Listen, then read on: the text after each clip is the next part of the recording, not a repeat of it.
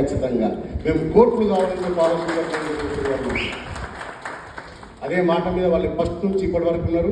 ఏ రోజు కూడా ఎక్కడ కూడా ఆపకుండా ప్రొడ్యూసర్స్ నన్ను ఏం కావాలన్నా నాకు లొకేషన్లో అది నాకు అరేంజ్ చేసి సినిమాని ఇంత విజయవంతంగా కంప్లీట్ చేసుకోవడానికి వాళ్ళు ఇద్దరు నాకు దోహదపడ్డారు. రోజు లొకేషన్లో ఉంటూ ప్రొడ్యూసర్స్ అంటే అక్కడ నుండి మేనేజర్ పెట్టి డబ్బులు పంపి చేయొచ్చు. మా మల్లికన్న అయితే వంట చేసిండు. ఇష్టం లొకేషన్లో కూర్చొని ఎవరు వస్తున్నారు, ఎవరు పోతున్నారు, ఎవరికి ఏమి ఇవ్వాలని చెప్పి కూర్చొని చూసుకున్నాడు.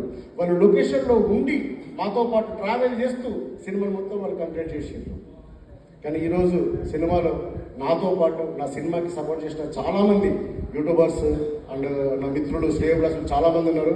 నేను అడగగానే కొన్ని ప్యాచ్ వర్క్ పడ్డే సినిమాకు మా బబ్బులు శివ గురించి చెప్పాలి. నేను నిజంగా వాళ్ళిద్దరు నేను చాలా ఇబ్బంది పెట్టినా. మా బబ్బులు అంటాడు, నేను ఈ మధ్యలో షూటింగ్ అయిపోయిన తర్వాత మళ్ళీ నాకు జీవనాధారం కావాలి కదా, నేను పాటలు తీస్తాను, యూట్యూబ్ సాంగ్స్ తీస్తాను అప్పుడప్పుడు మధ్య మధ్యలో గ్యాప్లో.